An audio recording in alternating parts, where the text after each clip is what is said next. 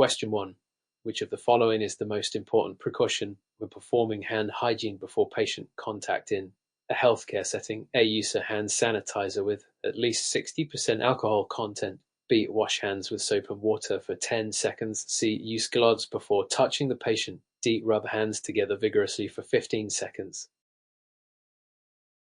Answer A. Use a hand sanitizer with at least 60% alcohol content. Explanation: hand hygiene is one of the most crucial practices in infection control. The Centers for Disease Control and Prevention (CDC) recommend the use of hand sanitizers with at least 60% alcohol when soap and water are not available.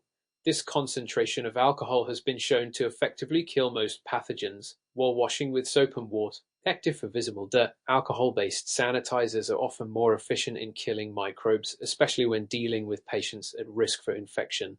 Gloves are not a substitute for hand hygiene and they should be used when needed, but hand hygiene is essential before and after patient interaction.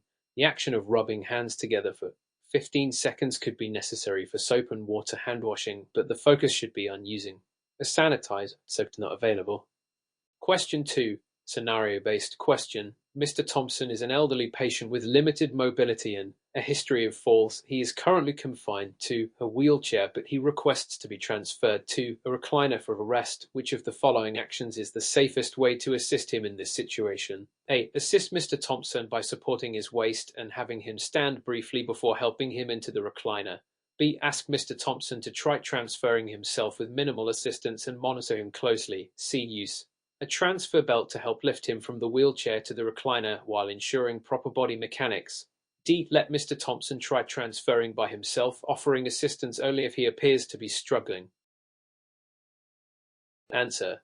C. Use a transfer belt to help lift him from the wheelchair to the recliner while ensuring proper body mechanics. Explanation: when transferring patients with limited mobility or those who are at risk of falls, it is essential to prioritize patient safety and proper body mechanics. A transfer belt provides extra support and stability, reducing the risk of both the caregiver and patient being injured.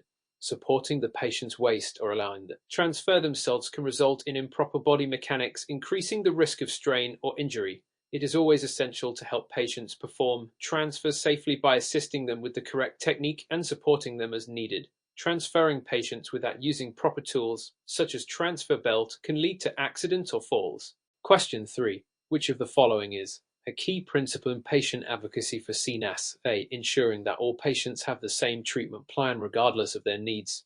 B. Acting on behalf of patients to ensure their dignity and rights are upheld. C. Making healthcare decisions for patients if they are unable to speak for themselves. D. Encouraging patients to ignore their healthcare provider's advice for their benefit. Answer. B. Acting on behalf of patients to ensure their dignity and rights are upheld. Explanation: patient advocacy is a key responsibility for CNAS. Acting on behalf of patients involves protecting their dignity, privacy, and rights within the healthcare system. CNAS must ensure patients' needs are met and communicate these needs effectively to the nursing team. This does not include making decisions for the patient unless acting as legal representative or caregiver and never violates patient autonomy. Healthcare decisions should be made by patients or their legally designated representatives, with C. Supporting and advocating for the patient's best interests. Encouraging patients to disregard medical advice can jeopardize patient safety and violate the healthcare provider's professional obligations. Question 4. Which of the following actions should a CNA take when a patient is showing signs of confusion and agitation due to a possible change in their condition? A. Ignore the symptoms and proceed with the usual care routine. B. Immediately call the nurse and document the signs of confusion and agitation. C. Provide physical restraint to prevent further agitation. D. Leave the patient alone to calm down and avoid causing additional stress. Answer. B. Immediately call the nurse and document the signs of confusion and agitation. Explanation: when a patient exhibits signs of confusion and agitation, it is crucial for the CNA to report these changes promptly to the nurse. The CNA should document the symptoms to ensure that the healthcare team can monitor the patient's condition and adjust care as needed. Ignoring the signs can delay proper care, potentially worsening the patient's condition. Physical restraint is only used as last resort under specific circumstances and in accordance with facility policies. Leaving the patient alone may escalate their condition or increase the risk of harm. Question 5. Which of the following is considered a critical component of infection control when handling soiled linens from a patient? A. Wearing gloves, but no need for a mask or gown. B. Placing soiled linens directly in a laundry basket without touching them. C. Ensuring the soiled linens are placed in a designated, lined, enclosed container. D. Reusing soiled linens after they have been washed in a standard washing machine.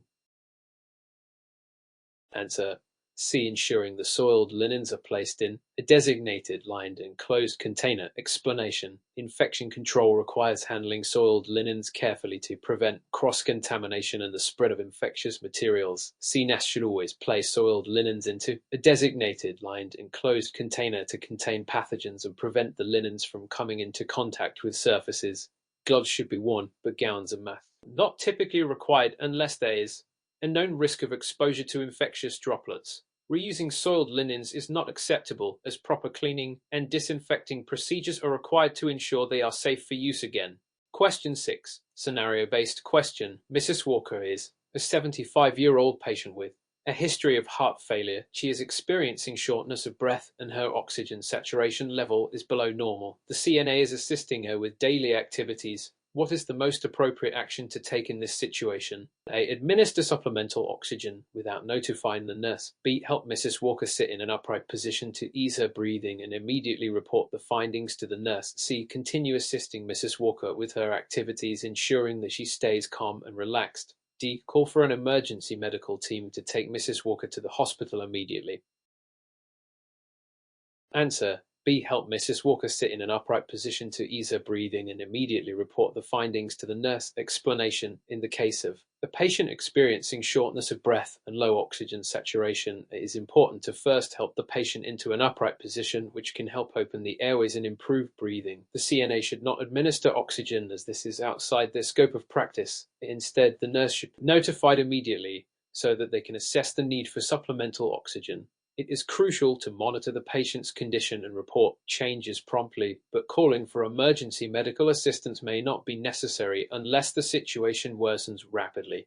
Question 7.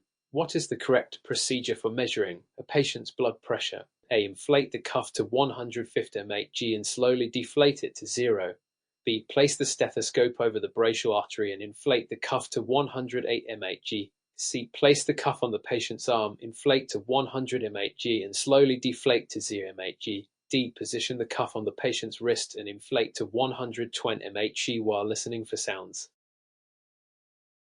Answer: B. Place the stethoscope over the brachial artery and inflate the cuff to 108 mmHg. Explanation: to accurately measure blood pressure, the cuff should be placed around the upper arm over the brachial artery. The stethoscope should be positioned over this artery, and the cuff should be inflated to approximately 108 mmHg or a higher value if needed. The cuff should then be slowly deflated, and the healthcare provider will listen for cough sounds to determine the systolic and diastolic pressures. Blood pressure measurements taken at the wrist are less reliable than those taken at the upper arm. Additionally, the cuff should never be inflated to mmHg, as this would not provide accurate results. Question 8. Which of the following should a CNA do when assisting a patient with perineal care to prevent infection? A. Use a standard washcloth for perineal care to ensure thorough cleaning. B. Clean the perineal area from back to front to prevent contamination. C. Use disposable gloves and wipe from front to back to minimize the spread of bacteria. D. Avoid using soap and only rinse with water to prevent skin irritation. Answer: C. Use disposable gloves and wipe from front to back to minimize the spread of bacteria. Explanation: when providing perineal care, it is crucial to minimize the risk of infection, particularly urinary tract infections, UTIs in female patients. The CNA should always wipe from front to back to avoid spreading bacteria from the anal area to the urethra. Disposable gloves should be worn to prevent contamination, and a clean cloth should be used for each swipe. Soap and water should be used unless the patient has sensitive skin or an allergy to soap. It is important to avoid reusing washcloths or using harsh chemicals that could irritate the skin. Question 9. Which of the following is an essential step when assisting a patient with feeding difficulties such as dysphagia? A. Feed the patient quickly to ensure they consume enough food. B. Sit the patient upright during meals and encourage them to chew slowly and thoroughly. C. Provide large bites of food to speed up the eating process. D. Avoid offering liquids with meals to prevent choking. Answer B. Sit the patient upright during meals and encourage them to chew slowly and thoroughly. Explanation: for patients with dysphagia, difficulty swallowing is essential to ensure that they are positioned upright during meals to facilitate safe swallowing. Encouraging slow and thorough chewing helps prevent choking and aspiration, reducing the risk of food entering the airway. Feeding should never be rushed, as this increases the likelihood of choking. Small should be offered, and liquids may be provided depending on the patient's swallowing ability and specific care plan. Careful monitoring is necessary during meals to ensure safety. Question 10. When documenting a patient's vital signs, which of the following actions should the CNA take? A. Record the vital signs immediately after taking them, ensuring they are accurate and legible. B. Wait until the end of the shift to document vital signs to avoid interrupting care. C. Only document the readings if the vital signs are abnormal. D. Record the vital signs in shorthand to save time. Answer A. Record the vital signs immediately after taking them, ensuring they are accurate and legible. Explanation: documenting vital signs accurately and promptly is crucial for ensuring continuity of care. Vital signs should be recorded immediately after measurement to avoid errors and to ensure that the data is fresh. This documentation provides critical information for healthcare providers to make timely decisions regarding the patient's care. Important to always document vital signs, whether they are within normal limits or not, to ensure that any changes in the patient's condition are captured. Using shorthand is discouraged as it can lead to misinterpretation. Question 11. Which of the following is the most effective way to prevent patient falls in a healthcare setting? A. Leave the patient's bed in the highest position to encourage independence. B. Ensure the patient wears non-slip footwear and use assistive devices as needed. C. Keep the patient's environment cluttered to encourage mobility and activity. D. Restrict the patient from getting out of bed without assistance at all times. Answer B. Ensure the patient wears non-slip footwear and use assistive devices as needed. Explanation: preventing falls in healthcare settings requires a combination of factors. Ensuring that the patient wears non-slip footwear reduces the risk of slipping, while using assistive devices such as walkers or canes enhances the patient's stability. The environment should be kept free of clutter to reduce hazards, not encourage mobility in unsafe ways. Although patients may require restrictions, it is important to allow for mobility within safety guidelines and ensure that assistance is provided as needed. The use of proper assistive devices and supportive footwear is one of the best ways to promote safety and independence. Question 12. What is the most appropriate action for a CNA if they notice a patient's pressure ulcer has worsened in appearance? A. Continue the routine care without reporting the change. B. Document the change and notify the nurse immediately. C. Apply topical antibiotic cream without informing the nurse. D. Remove the dressing and clean the wound with alcohol. Answer B. Document the change and notify the nurse immediately. Explanation: if a CNA notices that a pressure ulcer has worsened, it is important to immediately notify the nurse and document the change. Pressure ulcers can worsen quickly and prompt medical attention is needed to reassess the treatment plan. The CNA should not apply creams or perform wound care beyond the scope of practice without the nurse's guidance. Alcohol should not be used to clean pressure ulcers, as it can cause further irritation and delay healing. Question 13. When assisting a patient with bathing, what is the best approach to ensure the patient's dignity and comfort? A. Close the bathroom door and leave the patient alone while bathing. B. Encourage the patient to bathe independently without offering assistance. C. Ensure the patient is covered with a towel or washcloth and provide privacy throughout the bath. D. Avoid asking the patient if they need help to respect their independence.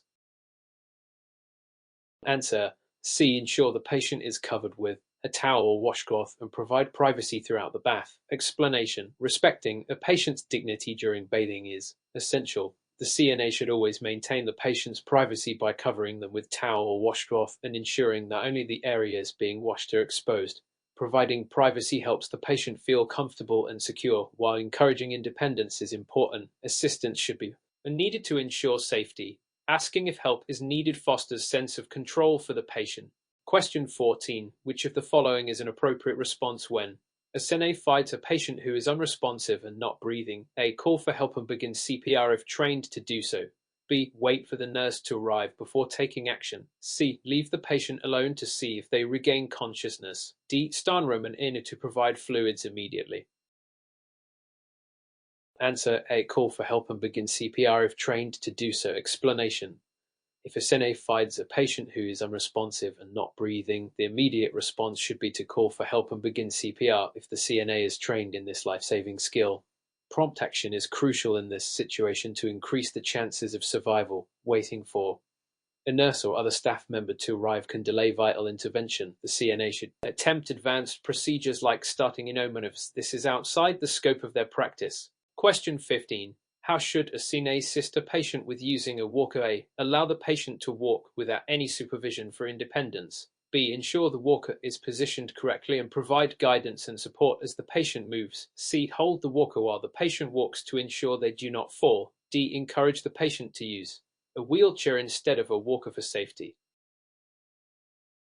Answer: B. Ensure the walker is positioned correctly and provide guidance and support as the patient moves. Explanation: when assisting a patient with a walker, it is important for the CNA to ensure that the walker is positioned correctly and that the patient is using it properly for support. The CNA should guide and support the patient while they move, making sure that they are walking in a safe manner.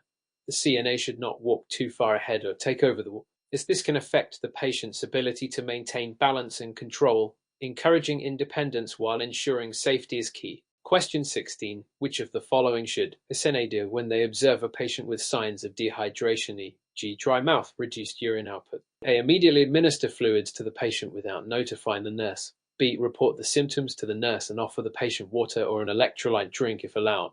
C. Ignore the symptoms and continue with the routine care. D. Place the patient in a cool room to reduce the risk of heat stroke.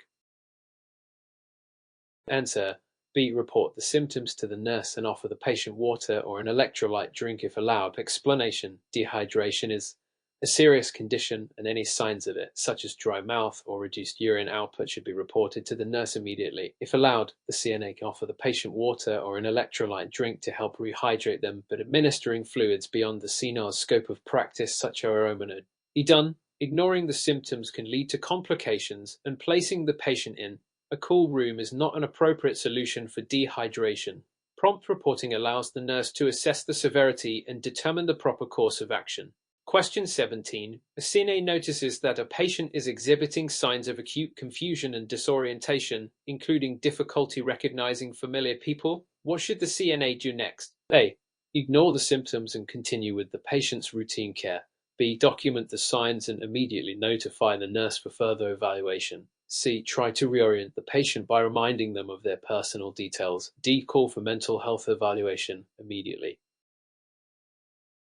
Answer: B. Document the signs and immediately notify the nurse for further evaluation. Explanation: signs of acute confusion and disorientation can be indicative of various conditions, such as delirium, infection, or medication side effects. The appropriate course of action is to document these signs and notify the nurse right away. The nurse will assess the patient and determine the underlying cause. While reorienting the patient can be helpful, CNA should not diagnose or treat the condition themselves. Calling for a mental health evaluation is premature without first consulting the nurse. Question 18. Which of the following actions is critical when transferring a patient from a bed to a wheelchair using a transfer belt? A. Let the patient support their own weight while the CNA does the lifting. B. Place the wheelchair too far from the bed to encourage the patient to reach. C. Ensure the patient's feet are flat on the floor and provide support with the transfer belt. D. Avoid using the transfer belt to prevent causing discomfort to the patient. Answer: C. Ensure the patient's feet are flat on the floor and provide support with the transfer belt. Explanation: when transferring patient, it is critical to ensure that the patient's feet are flat on the floor, providing solid base for the transfer.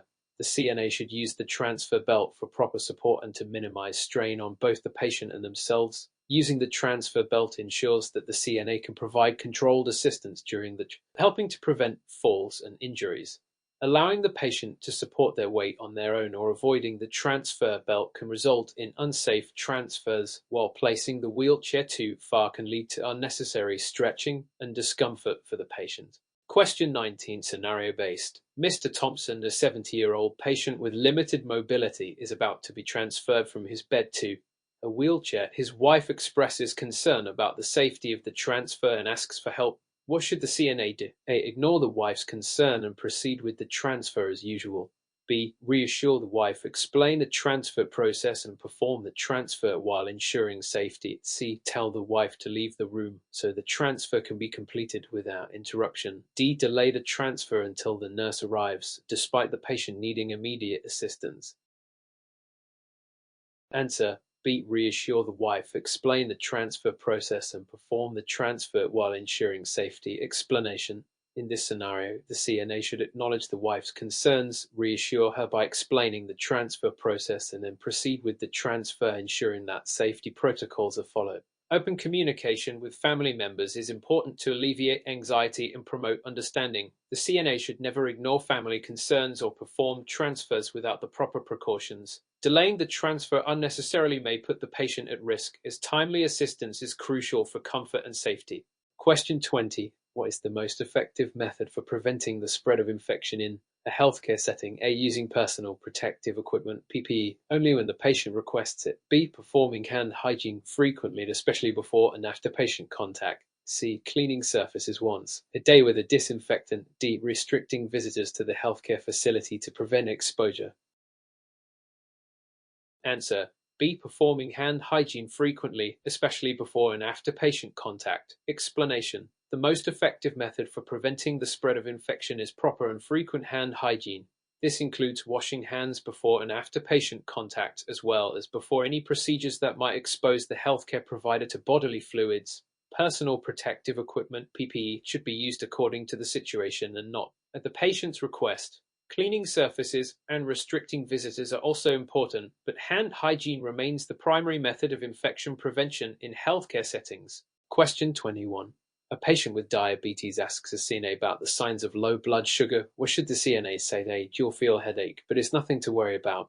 B. The signs of low blood sugar include dizziness, confusion, shakiness, and sweating. C. You should only worry about high blood sugar levels, not low ones. The D. Low blood sugar always causes unconsciousness, so you'll know when it happens. Answer: B. The signs of low blood sugar include dizziness, confusion, shakiness, and sweating. Explanation: the symptoms of low blood sugar hypoglycemia in diabetic patients can include dizziness, confusion, shakiness, sweating, and sometimes blurred vision or irritability. It is important for CNAS to educate patients on these signs so they can recognize them early and take action, such as eating or drinking something with sugar. Low blood sugar does always cause unconsciousness, and it is crucial not to dismiss its signs or only focus on high blood sugar hypoglycemia, as this can lead to more severe complications. Question 22. Which of the following is the best approach for a CNA to take when a patient refuses medication? A. Force the medication on the patient to ensure they get the necessary treatment. B. Report the refusal to the nurse and document the incident. C. Ignore the refusal and administer the medication later when the patient is distracted. D. Tell the patient they have no choice and must take the medication immediately. Answer: B. Report the refusal to the nurse and document the incident. Explanation: when a patient refuses medication, the CNA should respect the patient's autonomy and right to make decisions about their own care. The proper course of action is to immediately report the refusal to the nurse and document the incident accurately. This ensures that the nurse is aware of the refusal and can assess whether an alternative plan is needed. Forcing the medication on the patient is not acceptable, and trying to administer it later without the patient's consent or knowledge may lead to further complications or breakdown in trust. Question 23. A patient with a catheter is complaining of discomfort. What should the CNA do first? A. Change the catheter immediately. B. Inform the nurse and assist with the patient's comfort needs. C. Ignore the complaint if the catheter is working properly. D. Increase the fluid intake to flush the catheter. Answer: B. Inform the nurse and assist with the patient's comfort needs. Explanation: when patient complains of discomfort with catheter, the CNA should first ensure the patient's comfort by adjusting any supporting items, such as pillows or positioning. Then the CNA should report the complaint to the nurse to determine if the catheter placement is correct or if any other medical issues are causing the discomfort. It is not appropriate for the CNA to change the cap without proper authorization, as this is outside the CNA's scope of practice. Increasing fluid intake should only be done under the nurse's direction, and ignoring the complaint could lead to complications like infection or improper catheter placement. Question 24, scenario-based. Mr. Davis, an 80-year-old patient, is being discharged from the hospital after a hip surgery. He is unsure how to safely move from his bed to a chair at home. What should the CNA do? A. Tell Mr. Davis that he should ask his family to assist him when necessary. B. Demonstrate proper techniques for transferring from the bed to a chair and provide education on using assistive devices. C. Leave a note for Mr. Davis' family to assist him with transfers when needed. D. Perform the transfer without providing education, as he will likely not need assistance at home. Answer. B. Demonstrate proper techniques for transferring from the bed to a chair and provide education on using assistive devices. Explanation. Mr. Davis needs to be educated on how to safely move from the bed to a chair, especially following surgery. The CNA should provide education on proper transfer techniques and assistive devices that may help him, such as a walker or transfer belt. Teaching Mr. Davis how to perform transfer on his own reduces the risk of injury and promotes his independence at home. Telling him to rely on family without providing education could lead to unsafe practices. Simply leaving a note or assuming Mr. Davis will not need help is not adequate and does not promote his safety. Question 25. Which of the following is a critical consideration when assisting a patient with perineal care? A. Only clean the area around the genitals and avoid any contact with the anal area. B. Use soap and water only when the patient requests it. C. Wear gloves and clean the area from front to back to prevent contamination. D. Allow the patient to perform perineal care independently without supervision. Answer. C. Wear gloves and clean the area from front to back to prevent contamination. Explanation. When assisting with perineal care, it is crucial to wear gloves to prevent cross-contamination and protect both the CNA and the patient.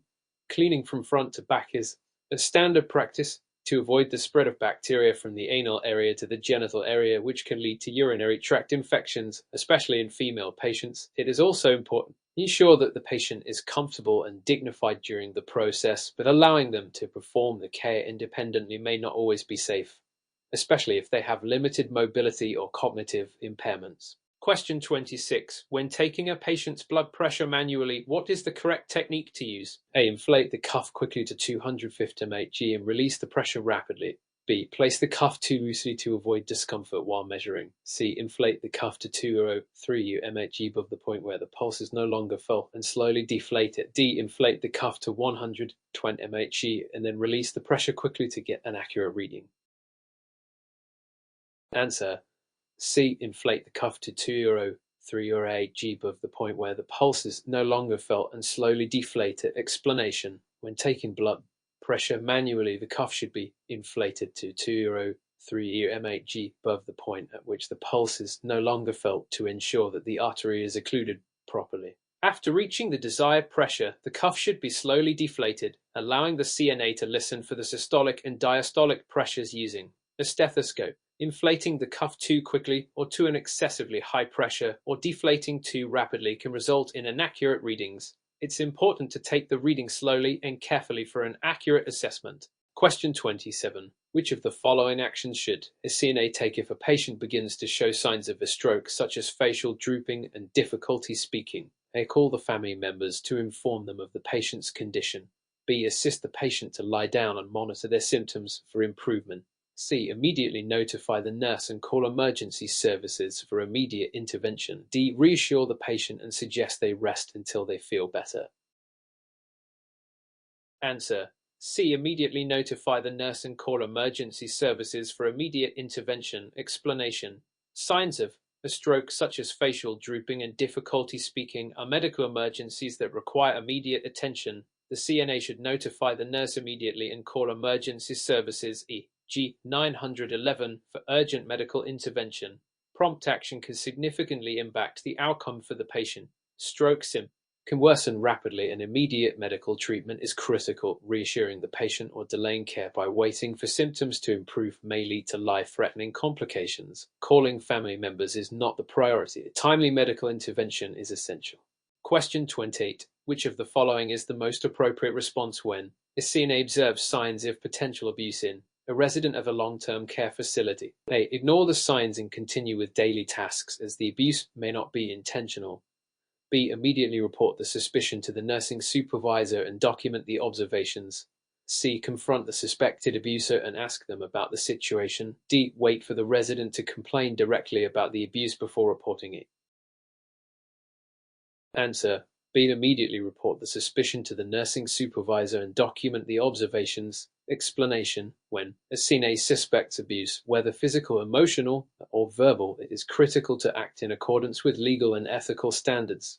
The CNA should immediately report the suspicion to the nursing supervisor or other appropriate authority and document the signs observed as required by law and facility policy. Confronting the suspect abuser or waiting for the patient to directly complain can result in further harm or delay the necessary intervention.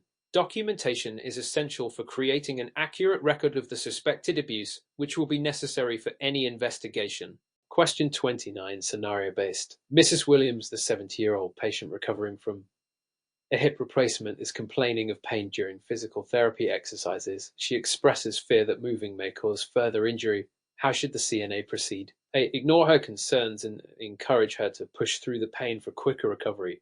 B. Assure Mrs. Williams that the pain is normal and continue the therapy as planned. C. Pause the therapy, offer emotional support, and notify the nurse to assess her pain and modify the care plan if necessary.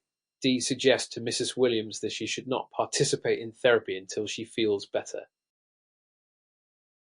Answer: C. Pause the therapy, offer emotional support, and notify the nurse to assess her pain and modify the care plan if necessary. Explanation: Mrs. Williams' pain and fear should be taken seriously. The CNA should pause the physical therapy session, offer reassurance, and notify the nurse to assess the situation further. Pain can be a sign of inadequate pain management or improper exercise technique, and it's essential for the healthcare team to review the plan and modify it as necessary. It's important to address both the emotional and physical needs of the patient, ensuring that therapy is conducted safely and effectively. Ignoring her concerns or continuing the therapy without addressing the pain could result in injury or emotional distress. Question 30. When assisting a patient with oral hygiene, which of the following is the most appropriate technique for a CNA to use to ensure proper care? A. Brush the patient's teeth quickly and without explaining the process to avoid discomfort. B. Use small amount of toothpaste and brush gently in circular motions, ensuring the entire mouth is cleaned. C. Only brush the upper teeth, as the lower teeth are less prone to decay. D. Allow the patient to perform oral hygiene independently, as they are capable of doing it themselves. Answer: B. Use a small amount of toothpaste and brush gently in circular motions, ensuring the entire mouth is clean. Explanation: proper oral hygiene is essential for maintaining a patient's overall health and comfort. The CNA should use soft bristle toothbrush with small amount of toothpaste to gently clean the teeth and gums in circular motions. This ensures that the entire mouth is cleaned, including the tongue, gums, and teeth, which helps prevent decay and gum disease.